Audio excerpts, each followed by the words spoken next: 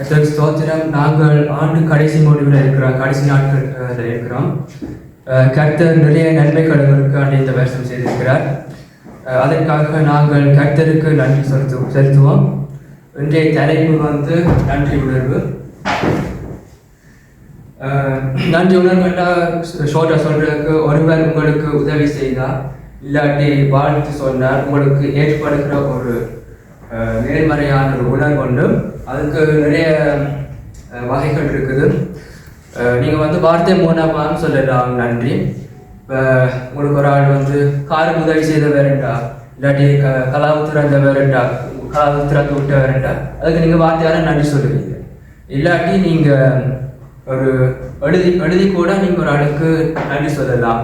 இல்லாட்டி உங்களுக்கு பிறந்த நாளுக்கு எழுதினாருண்டா நீங்கள் அதுக்கு நன்றி சொல்லுவீங்க. இல்லாட்டி நீங்கள் ஜெபம் மூலமாக நீங்கள் சொல்லலாம். ஜெபம் மூலமாக சொல்கிறேன்டா, நீங்கள் தந்த சாப்பாடுக்கு இன்றைக்கு நன்றி, இல்லாட்டி இன்றைக்கு காலையில் எழுப்பினதுக்கு நீங்கள் நன்றி சொல்லலாம். கர்த்தருக்கு ஸ்தோத்திரம் என்று சொல்லலாம். கர்த்தருக்கு ஸ்தோத்திரம்ன்றா இன்னொரு அர்த்தம் கர்த்தருக்கு நன்றி சொல்கிற மாதிரி தான். வேறு பாடல்கள் மூலமாக நீங்கள் சொல்லலாம் நன்றி. இசைக்கருவிகளோட சேர்த்து நீங்கள் நன்றி சொல்லலாம். பாடி அவருடைய நாமத்தை ஸ்தோத்தரித்து நாளுக்கு நாள் அவருடைய இரட்சிப்பை சுவிசேஷமாய் அறிவியுங்கள். பாடி அவருடைய நாமத்தை ஸ்தோத்தரியுங்கள் கிடையாது. பாட்டு மூலமாகவும் நீங்கள் அவருக்கு நன்றி சொல்லலாம். அதில் நிறைய நன்றி பாட்டுகள் இருக்குது. டேவிட் எழுதி வச்சிருக்கிறார். அவரும் ஒரு இசைக்கருவி வாய்ச்சவர். அப்போ அவரும் அதை சேர்த்து நிறைய பாட்டு படிப்பார். செயல்களாலேயும் நீங்கள் நன்றி சொல்லலாம்.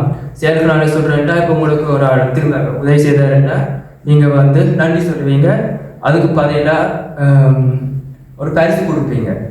பரிசு கொடுக்கறதும் ஒரு செயல் நன்றி, அதுக்கு நன்றி சொல்லுவீங்க. அதே மாதிரி தான் நீங்கள் கடவுளுக்கும் நன்றி சொல்லலாம்.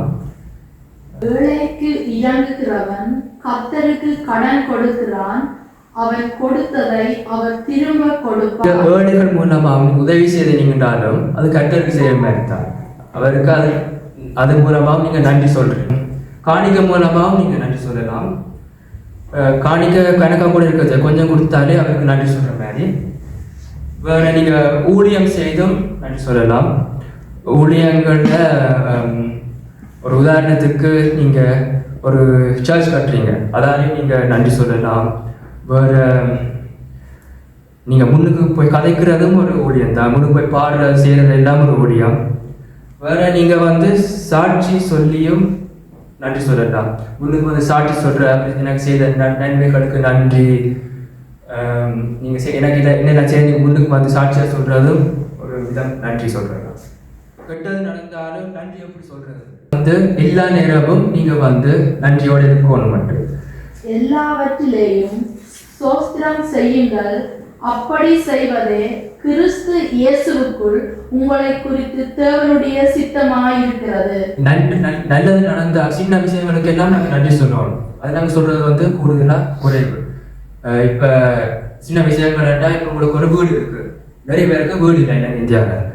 வேற உங்களுக்கு தண்ணி வீட்டே வருது.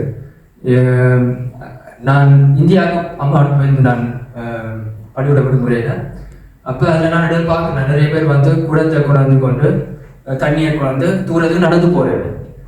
அப்போ அந்த கஷ்டம் எல்லாம் இல்லை. நாங்கள் வீட்டே தண்ணி நல்ல தண்ணி வருது, குடிக்கிற தண்ணி வருது. அப்போ நான் எல்லாம் இந்தியா போய் கேட்க சில நேரங்களில் டாய்லெட் கூட உங்களுக்கு பிடிச்ச நேரம் போயிடலாம். ஏனெண்டா அதுக்குள்ள தண்ணி இருக்காது. கரண்ட் வராது. கரண்ட் இடையில நிற்கும். இருட்டில் போனாலும் லைட் நிற்கலாம். அதெல்லாம் இந்த பிரச்சனை நம்மளுக்கு இங்கே இல்லை. அதுக்கெல்லாம் நாங்கள் நன்றி சொல்கிறோம்.